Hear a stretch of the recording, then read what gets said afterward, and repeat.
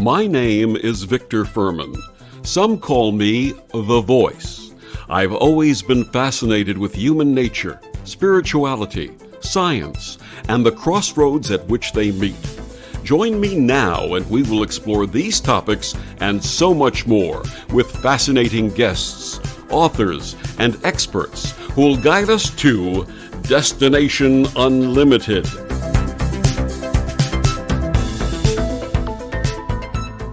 What is your soul design? How may you discover your soul origin, archetype, and purpose, and use that knowledge to elevate your current life? My guest this week on Destination Unlimited, Dr. Linda Backman, has developed Soul Essence Psychology, a program for examining your current life persona combined with your soul design. Dr. Backman, a licensed psychologist, has been in private practice for more than 30 years.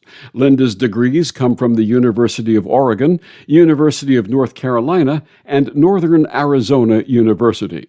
In addition, Linda has received training in numerous traditional and non-traditional techniques, including hypnotherapy, between lives soul regression therapy, past life regression therapy, and shamanic soul retrieval. Linda has presented on numerous topics nationally and internationally for a number of years. Her website is ravenheartcenter.com, and she joins me this week to share her path and new book, Soul Design, a regressionist's guide to past lives, origin, and purpose. Please join me in welcoming back to Destination Unlimited, Linda Backman. Welcome, Linda. Thank you, Victor. It's nice to be back with you after so much time. Absolutely. In fact, the last time you were on was July of 2019, which is way too long ago. We're not going to let that happen again. Please begin by sharing with our listeners your path and how it evolved into your calling as a past life regressionist and studying the nature of the soul. Okay. All right. Well, let's see if I can make this not too long of a story. So the story basically, Victor, is that in 1993, I was a psychologist in general private practice, doing what people would imagine general private practitioner counselors and psychologists do, working with people with all types of issues and concerns in their life. I had always had a strong interest in death, dying, and grief work. Prior to 93, I thought I knew why, but I really discovered I didn't know why. So what happened in 1993, actually almost exactly 31 years ago, my original psychologist colleague, a friend and colleague that he was, he passed from a type of lung cancer at the age of 32. And when he passed, within a day or two, I began to have spiritual experiences that I had never, certainly consciously, had before. What happened was I began to sense him communicating from the other side. That was totally new to me. And I knew, just a minor amount of what is reincarnation. And I didn't know if I believed in past lives back then. I sensed that he began to show me scenes in my mind's eye of past lives we had shared. So the left brain part of me thought, well, this is kind of weird and what's going on and how does this work? But the right brain part of me was quite fascinated. So I decided I needed to explain what was happening for me to my husband, who is still my husband. My husband and I have always been pretty liberal, politically, socially, but strangely enough, we had never spoken about soul or reincarnation or anything like that. So my husband sat down and I began to explain what was happening. And my husband looked at me with this really calm expression on his face. And so I said, I guess you don't think this is weird. Is that right? And He looked back at me and said, "No, I really don't. My husband's not a psychologist. He's a retired university professor." And so he said, "No, I don't think it's strange." And so I said, kind of quizzically, I said, "Why not?" And basically he said, "Well, I realize today that you're asking me this question." Um, he said, "Now I remember, but I guess I had just repressed it." He said, "Now I remember that when I was a boy growing up, maybe about age 10, he said, in my own private time and space outside, I'd go outside, I'd lay on the ground, I'd watch the clouds move in the sky, and basically, he said, I began to remember in a fair amount of detail, I began to remember my past lives. And he said, somehow I knew they were my lives. I believed what was coming to me in my sort of intuitive memory. And he said, but then I just tucked it all away because nobody in my world ever talked about that. And basically, and this was sort of like 30 some odd years later, he said, only now do I remember that that happened. So that was, Victor, that was validation for me. My husband said, if you want to learn more about this or do something, do some research or whatever you choose to do, he said, go for it. I support you. So that was the beginning in April of 1993. And you also had the loss of a boy, a child, a son. That's correct. That's correct. That happened, 20 years prior. That happened back in the early 70s. In the early 70s, my husband and I, our oldest child was 2.5. I was pregnant with our second baby. That was a challenging pregnancy for about 4 months, from about week 10 to week 26, where off and on, I would threaten to miscarry. I would have bleeding one day and none the next, or bleeding, and then 2 days would go by and none. The next day, it was, I'm sort of a Neanderthal here. It was pre-ultrasound days, so my obstetricians had no idea what was wrong. Long story short, I delivered that baby at 26 weeks of an average 40-week pregnancy. He was born alive and lived a short time and passed. What I discovered back then in the 70s, I discovered grief. I fell into a classic grief process and ended up for the first time in my life seeking psychotherapy because of how I was feeling. And I learned about grieving. I learned about what's normal, what we experience, what is not abnormal. And that actually led me to go back to graduate school. That's actually what led me to become a psychologist. I wanted to help other people, particularly parents who'd had a child pass. I still do work in that arena and do some wonderful volunteer work with an awesome organization called Helping Parents Heal, Mm. devoted to families who've had a child pass. But I learned about grief, and then I wanted to go on to become a psychologist and work more, not just with people grieving, with people in general. Then fast forward many years later, after the spring of 93, then I began to understand my own soul's journey, my own past lives, and that it's experiencing the passing of a child was something that my soul had agreed to because I needed to. It had to do with past lives. It had to do with balancing karma. And so many years, 20 plus years after that event in the 70s, I discovered there was something I had to learn by having to walk through that journey of grief. I don't know if I shared this with you our last time, But in my first marriage, I was blessed with a wonderful daughter. And then the birth of a son prematurely, he came out very premature, and he survived for 2 weeks and then he passed. In my second marriage, my wife had a son, and she showed me a picture of him as an infant. And when I saw the face, my eyes started to water because I recognized the exact same face of the son that I had lost in my first marriage. He had come back to me. Wow. And without going into a lot of detail, the lessons that we've learned together, that son and myself, are just amazing and perhaps even made me more empathetic and more compassionate than I was before I was introduced to him. So I'm grateful for that opportunity. The decisions we make at the soul level, both for our own soul's progress and at times to be supportive and you might say a teacher to some extent for others, are striking. Absolutely. That's a beautiful story. Thank you.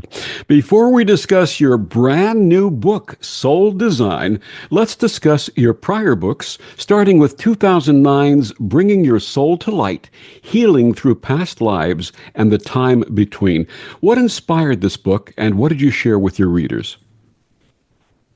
Well, as I began to guide regression, both past life and soul level regression called between life soul regression, guiding clients and helping clients discover what their guides and higher selves wanted them to discover, I felt compelled to, with my first book, I felt compelled to put down in writing, get down on paper um, content to help people understand we are a soul living one life to the next. We come in to learn and grow and evolve. And I felt like when I wrote that first book, that I wanted to begin using client material, as is the case with all my books, using client regression material to help people understand why things happen, how we plan our lives, who are our guides. And so that was my first foray into content tied to the soul, knowing that a lot of people would perhaps never have a regression, but people can pick up a book or read it on Kindle and begin to understand there's purpose to what we experience in life. How may past life regression promote healing in this lifetime? Well, when I guide a past life soul regression for a client, what I always say to the client is that I have little or no power over what past life comes forward in the regression.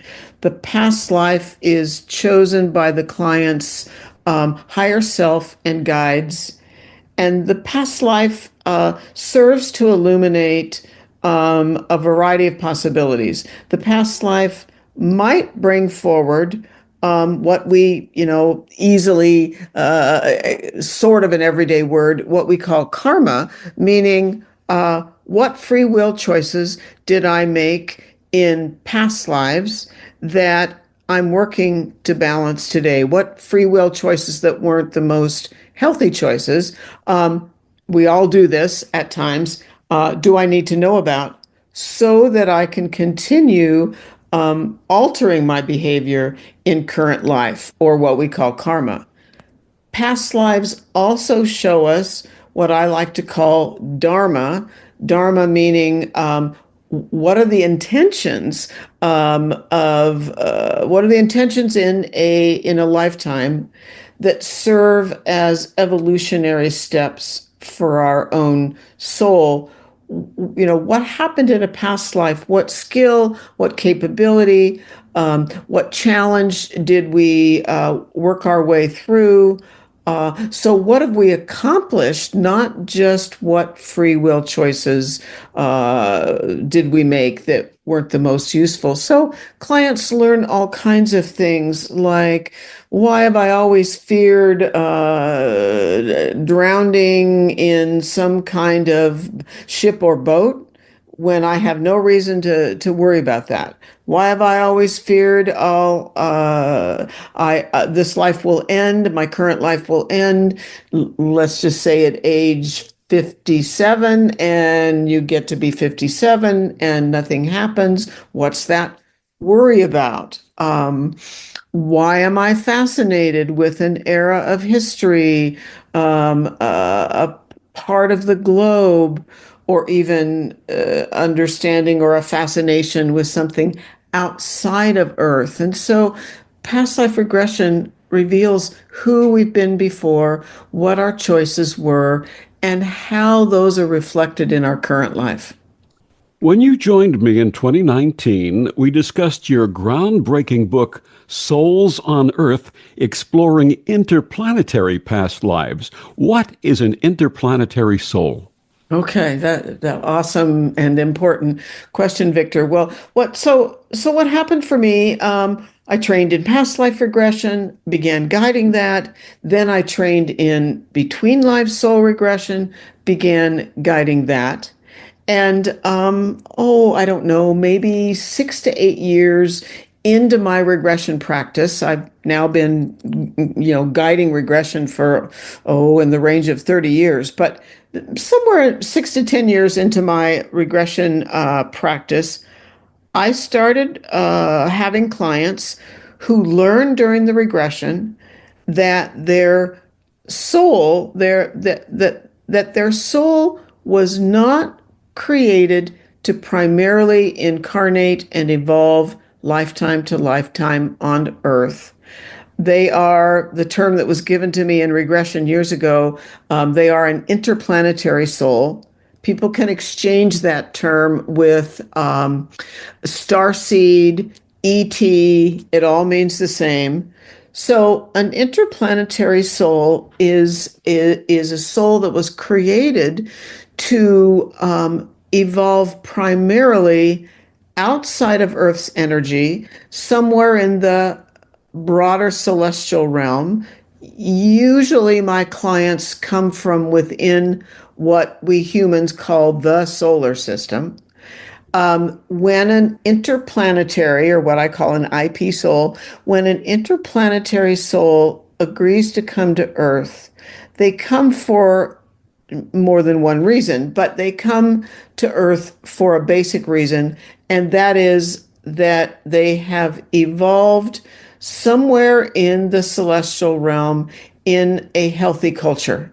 And they bring a wisdom, a perspective, a broad based understanding of what is healthy behavior versus unhealthy behavior, essentially to aid humanity. Without a regression session, how might someone sense that they are an interplanetary soul? Yeah, that's a great question.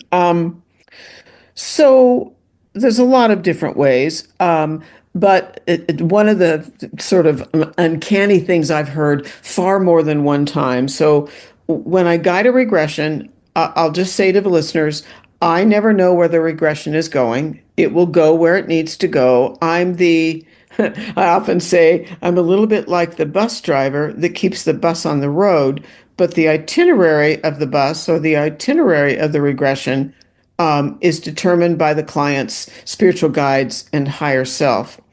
So, if someone suspects they're an interplanetary soul, here are some possible ways of determining that. First of all, I've heard many times from IP souls that as young children, their favorite thing to do was to stand by the window at home, looking out at the night sky and being fascinated and wishing they were out there, as they gazed at the night sky. That's just um, kind of a learning that has come forward that seems uncanny but interesting. But interplanetary souls tend to be people who are extremely wise in certain ways. They might be very skilled with technology. They might be sort of the best elementary school teacher or the best mom or the best dad. Their skill might be a caring, nurturing, compassionate energy. It all depends on where they come from in the universe and where they were essentially schooled, so to speak, in the universe. IP souls always have gifts, and usually they have challenges. So, some of the examples of challenges that are common for IPs, and this is primarily explained by the fact that IP souls have not had many, many, many lives in the human body. So, they might have allergies, they might have digestive issues.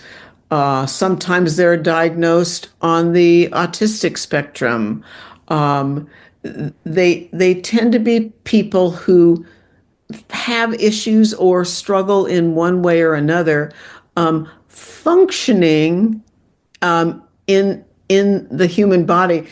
Actually, what's coming to my mind, I'll share this, Victor. Just the other day, I was teaching. I teach regression. I was teaching regression, and there was a person. There is a person in the class, and she was having trouble understanding what happens when we go on daylight savings time and parts of the world that go on daylight savings at different times. And she just kind of said, I just don't get all these time zones. I can't keep all this straight. Often interplanetary souls have a hard time with sort of these human ins and outs of the reality of our life on this planet. Yet they're very skilled and they're often very spiritual. Absolutely. And I identify with a lot of what you just shared. So I have a feeling that I'm an IP, but well, that's for another time.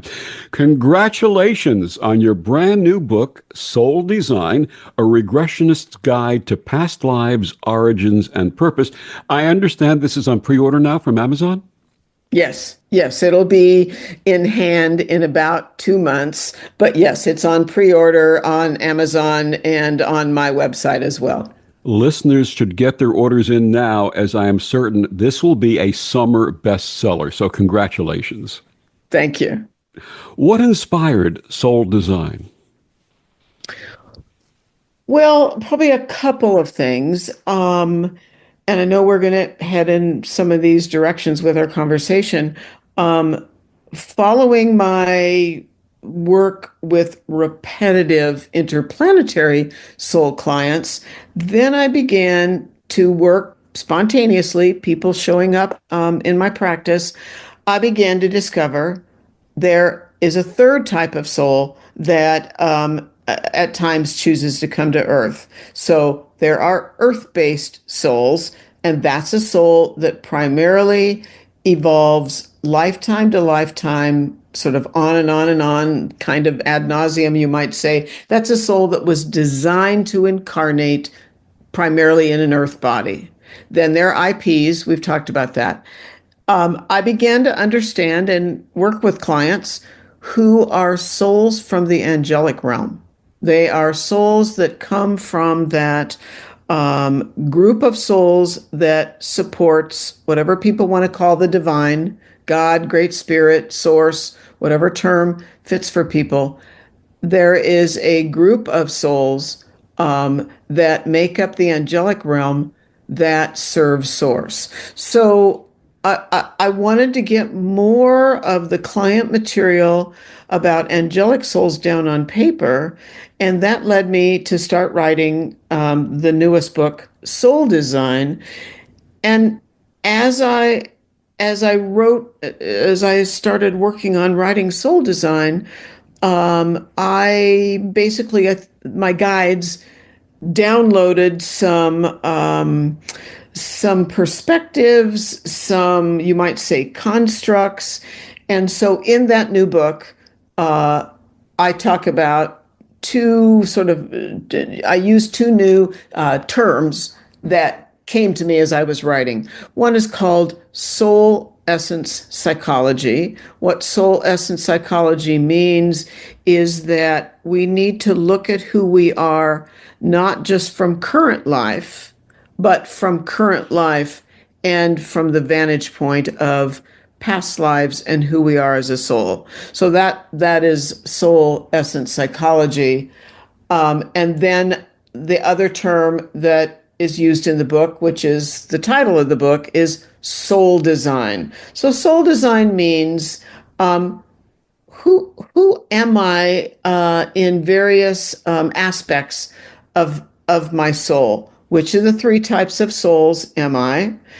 What's happened in my past life? What are the purposes of my current life?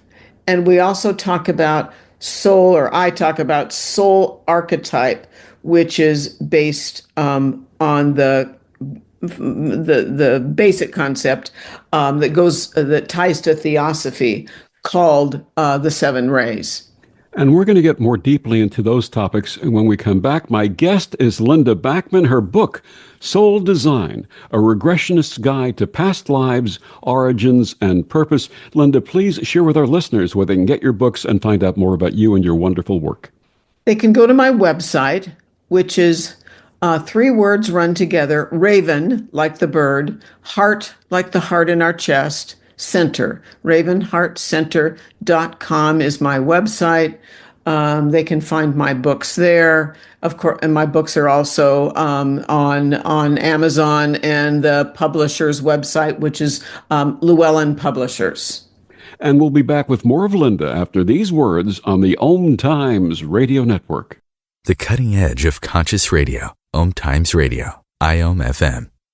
Om Times Magazine is one of the leading online content providers of positivity, wellness, and personal empowerment. A philanthropic organization, their net proceeds are funneled to support worldwide charity initiatives via Humanity Healing International. Through their commitment to creating community and providing conscious content, they aspire to uplift humanity on a global scale. Om Times, co-creating a more conscious lifestyle. Back on Destination Unlimited, my guest this week, Linda Backman. Her brand new book, Soul Design, A Regressionist's Guide to Past Lives, Origins, and Purpose. Linda, you had touched upon this in the first segment. Tell us more about soul essence psychology and how this embraces soul design.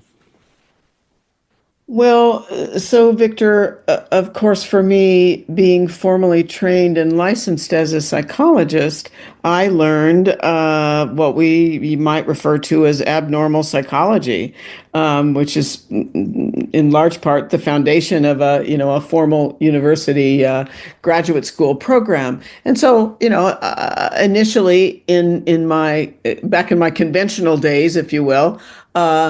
I worked with clients with the typical kinds of things of, tell me about your childhood, tell me about your mother, your father, your grandparents, was there religion in your household, where did you grow up, blah, blah, blah, blah, blah.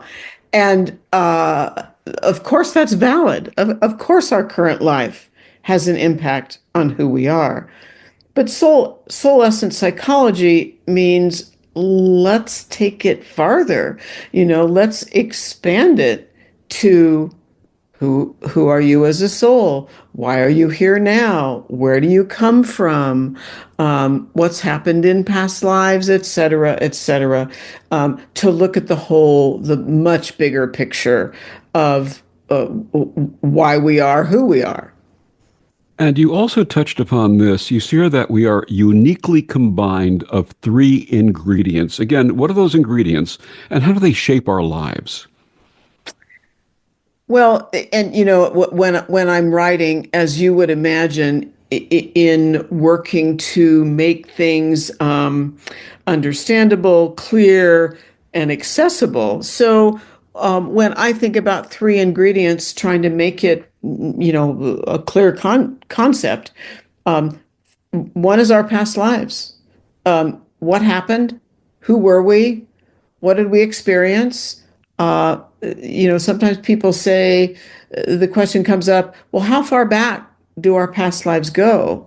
Well, I know from having guided regression for about 30 years that our past lives go back into early civilization, but our past lives go to earlier, we might say, prehistoric times. And so I have clients even experiencing life in, cave dwelling life just sort of living hand to mouth. So past lives have an incredible impact and show up in our current life.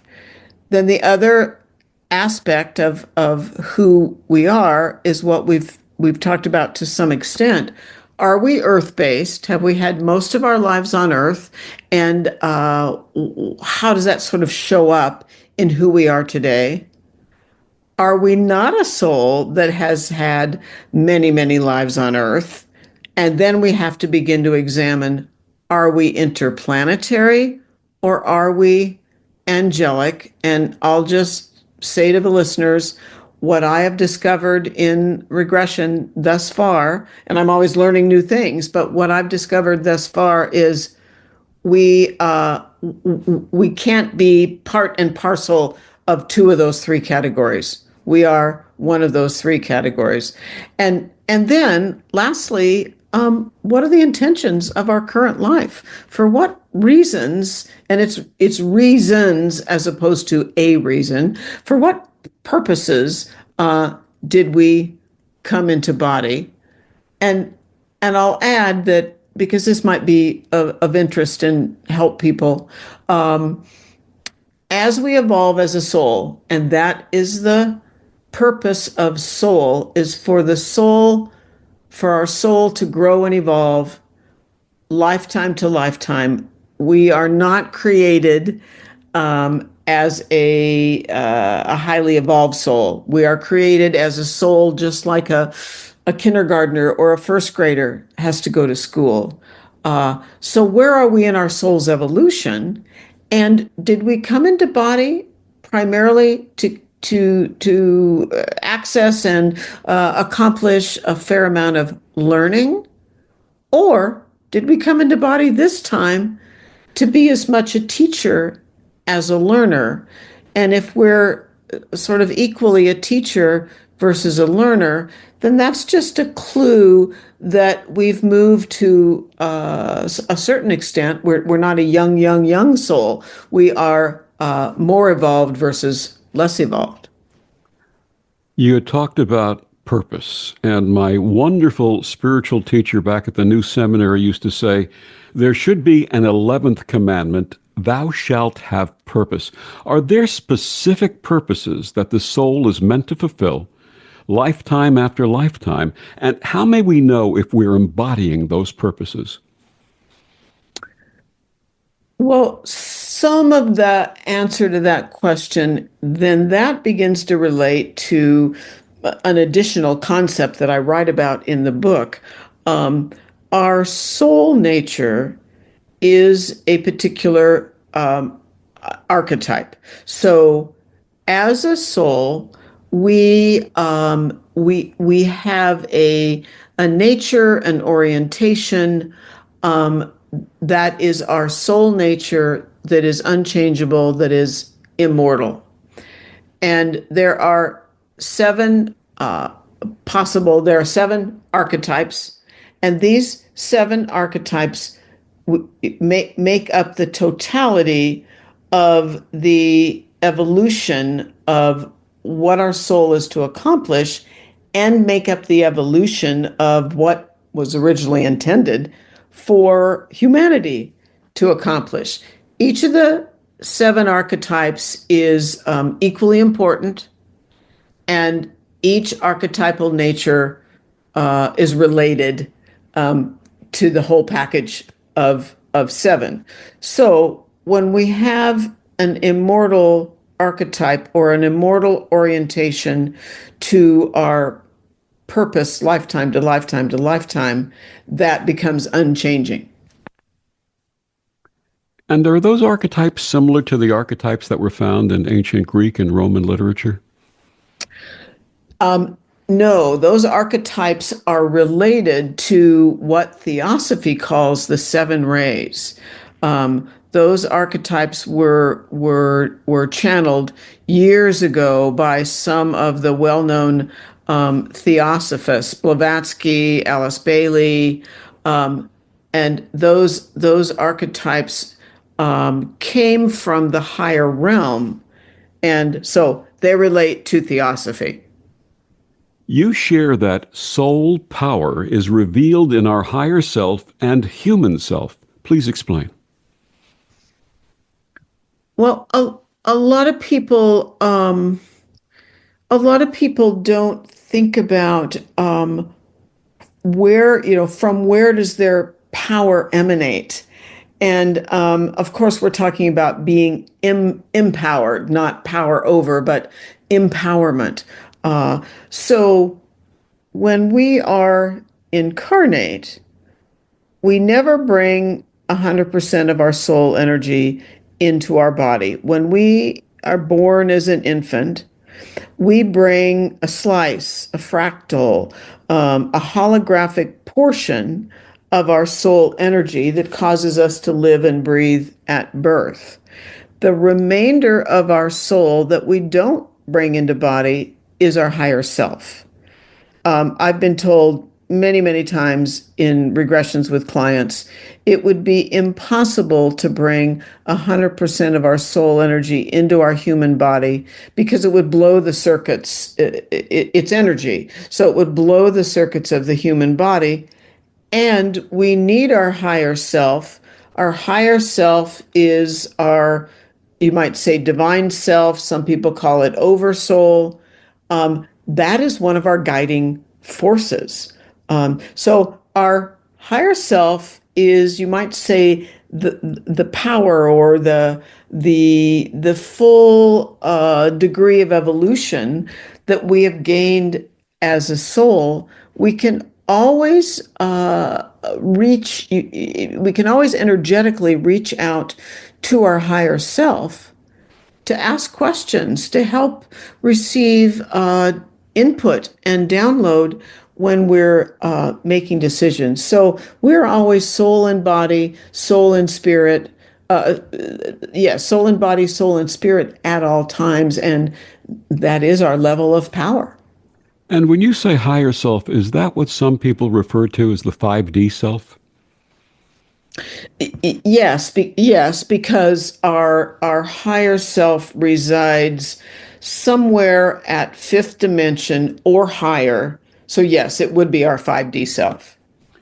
You had talked about the angelic realm souls. Let's talk a little bit more about that. Why do they choose to incarnate here? Well, angelic realm souls are essentially the ambassadors of Source. And the intentions of Source, if we put words to it, are love and compassion. And I always want to say, we're not just boiling this down to if Earth just had enough, love and light, Earth would be in a better place. We obviously, as humans, have to take action and operate from the highest perspective of behavior to aid humanity. But the cadre of souls, the group of souls that belong to the angelic realm, their core energy, their orientation is love and compassion. So if an angelic soul agrees to come to earth, and again, it's if, I'm using that word for two reasons. One, we're never forced to incarnate. It is always a choice. We may be strongly encouraged, but we're not made to incarnate. And when we come to earth, if we're an angelic soul, we come to earth to basically aid equality, respect for all people, respect for all life. And so if people just would think about the words love and compassion and, expand that almost into something that isn't words, but, what is appropriate, healthy behavior. Do so called fallen angels or demonic beings ever incarnate? Well, to the best of my understanding, fallen angels is not something I've ever heard in regression. I think there are times when we have concepts that come through the history of humans and civilization. I'm not at all sure there is such a thing as fallen angels, and I've been regressing clients usually multiple times a week for years and years. So there is there is energy that exists at a lower level than fifth dimension that is not necessarily what we might call energy of the light. There is dark energy that tries to pull humanity off track. But that, what we might call dark energy or energy that is not of the light, my understanding is it does not exist at fifth dimension and higher. I shared this with you when we were offline. A few months back, I had an extremely vivid dream. And in that vivid dream, I was attending an angel academy. And we were in this temple, and there were 18 tables in a U shape inside the temple. We were instructed to stop at each table, make eye contact with the angel seated at that table, and when they nodded their head, move on to the next and make the entire circuit of the 18 tables. 18 in Hebrew is Chaim, which is life. And when we were finished, we were instructed to go to the center table, the main table, and there we would be given our angelic name and our assignment. And the name that I was given was Aviel, which in Hebrew means God is my Father. And the assignment I was given was to be an angel to other angels, something that I so resonate with in terms of helping others who help others. And I'm grateful to have had that dream. Well, as I listened to you share that a second time, Victor, my hunch, and you and I can chat about this offline at some point. My hunch is that you're an angelic soul and not an interplanetary soul. That sounds very angelic. I find that when I work with angelic souls, obviously as clients, most of the people that I work with that are angelic souls, they are some of the most caring, non-judgmental, the words are never sufficient, loving kinds of people. They almost don't have a hurtful bone in their body. It's just not their nature. And so again, as I listen, and I've regressed a lot of angelic souls, I think it's likely you might be angelic.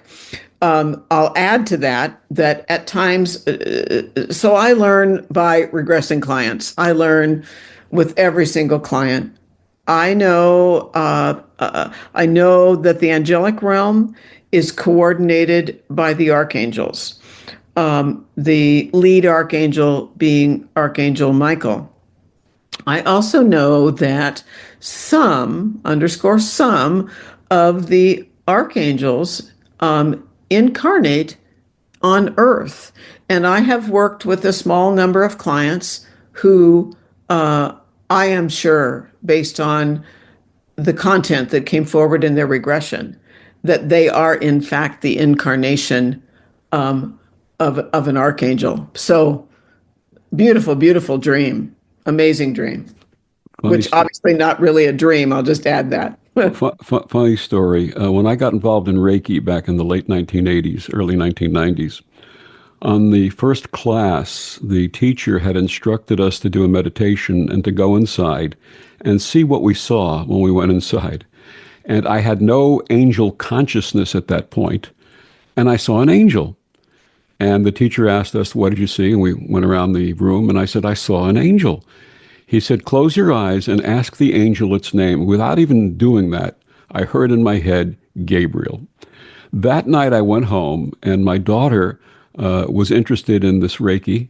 And she said, Daddy, would you show me what it's about? And I did. And as I was putting my hands behind her head, she said, Daddy, I see our relatives who have passed. And she started naming her grandfather and other people in the family who had passed. And she said, Daddy, there's an angel flying over them. And I said, what's the angel's name? And she said, Gabriel. So confirmation of the story.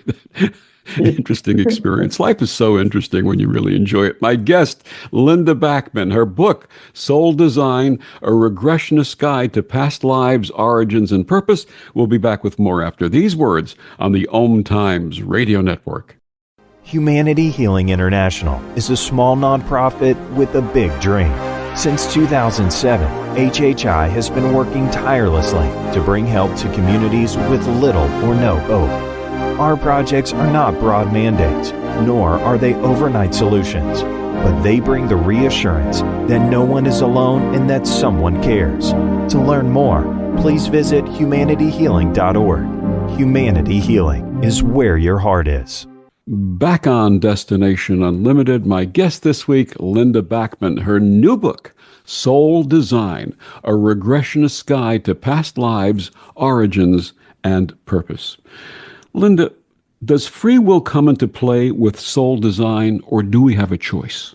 That's an awesome question. And what I think is so important for all of us to know is that on Earth we have free will. So it doesn't matter what our contract was. It doesn't matter what our, we might say, pre-birth blueprint is, what the intentions were that we put into place before we come into body. When we get here, we have free will. I mean, obviously, we can't change whether we're tall or short or light-skinned or dark-skinned and those types of things. But we have free wills in the human body, so we can go against anything we planned. Who are our guides, and how may we connect with them? Well, I'll start by saying we are never without at least a guide. We are never not guided, if you will. So what I've learned, again, through years and years of guiding regression, is that if someone is an earth-based soul, an earth-based soul always has a lead guide, a primary guide that is not their own soul, that is not their own higher self. And an earth-based soul might have a team of guides.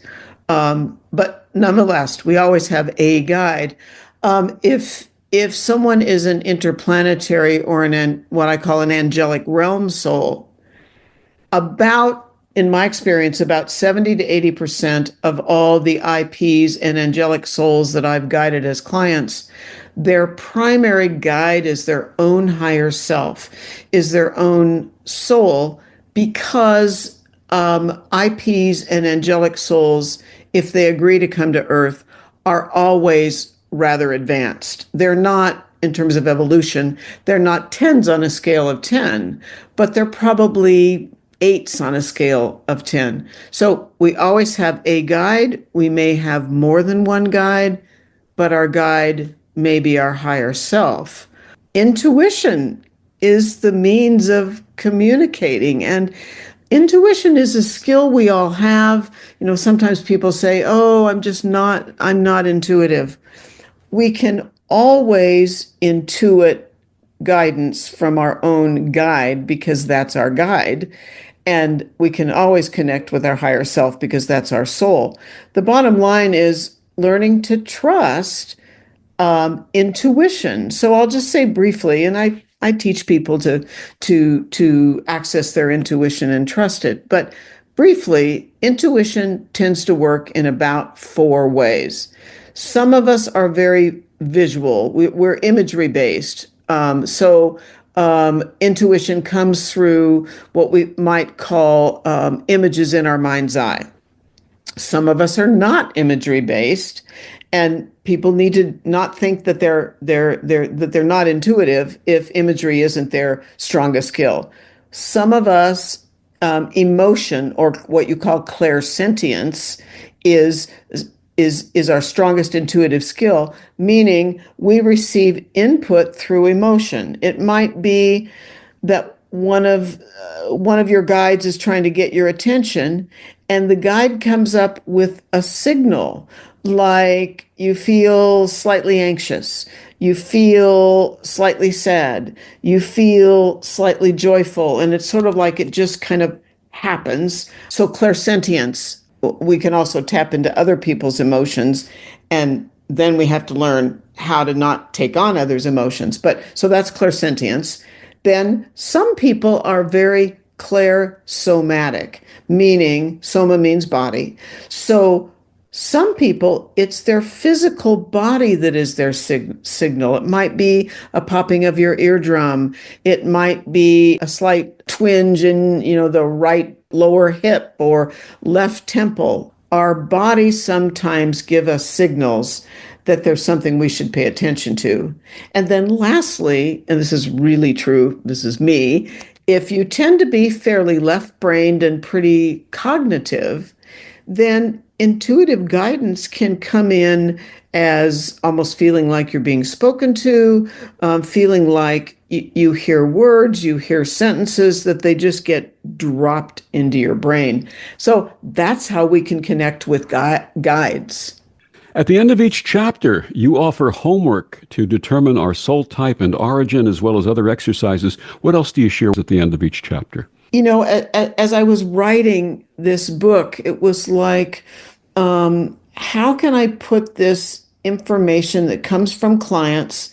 How can I then get the reader to consider various aspects of who am I as a soul? Why did I come into body? Who are my guides? What type of soul am I? So throughout each chapter, usually 2 to 3 times in each chapter, is a little section that says, ask yourself. And so it's like, well, ask yourself these questions and let yourself respond. And, you could put that into a journal. And then the questions, the homework at the end of the chapters is not just about helping people figure out, are they earth-based, interplanetary, or angelic realm? It's to understand, why is my life the way it is? Why was I meant to meet this person and then have to let go of this person? So there are all kinds of questions related to current life and soul. What lessons do we take away from loss and grief? That's a great question too. Well, it's interesting, and this is a theme. So I think it was actually yesterday. I was guiding a lovely male client, a man who's had really a lot of complications in his life. Born in a foreign country, one parent from one country, another parent from another country. Mom leaves when he's 10. Blah blah blah. A very kind of complex journey. His guides in the beginning of the regression, the first step is past life. The client's guides took him to a past life, probably long ago, perhaps 1,000 or more years ago, where the client was a man. The client had a wife and a child, and the wife and the child died from some kind of structure collapsing on them. It truly was not the fault of my client, the man he was in the past life, but he blamed himself, and fell into a deep grief process and never came out of that. He died as a street person, sort of living hand to mouth. The message, and this is a theme I've seen many times in past lives, where we're all going to experience loss of one type or another, loss, once or more than once in a lifetime. We're to delve into the feelings of loss. We're to honor ourselves and own our feelings of loss and grieve. But the higher realm does not wish for us to cave into loss for the remainder of our life. They wish for us to understand how to work with that loss and then move forward. And that is obviously what didn't happen for this particular client in the past life. So loss and grief is difficult, is challenging, and is painful, but I like to call it the sandpaper of the soul. If we feel it, but we figure out ways to not let it go necessarily. Sometimes grief never fully, we don't forget. But how do we move forward and revamp our life and step back into purposeful life? My guest, Linda Backman, her new book, Soul Design, A Regressionist's Guide to Past Lives, Origins and Purpose. Linda, one more time, please share with our listeners where they can get all of your books and find out more about you and your wonderful work. Yeah, sure. Thank you. So my website is 3 words run together: Raven Heart, the heart in your chest, ravenheartcenter.com. That's where people can find out my books and other work and presentations and programs that I offer. And the book is presently available for pre-order on Amazon. Is that correct? Yes, it's on Amazon. You can find it on my website as well. Linda, thank you so much for joining us and sharing this powerful and wonderful information that you've accumulated over the years. It's my pleasure, Victor. Thank you for having me and for doing what you do in the world. Thank you. And thank you for joining us on Destination Unlimited. I'm Victor, the Voice Furman. Have a wonderful week.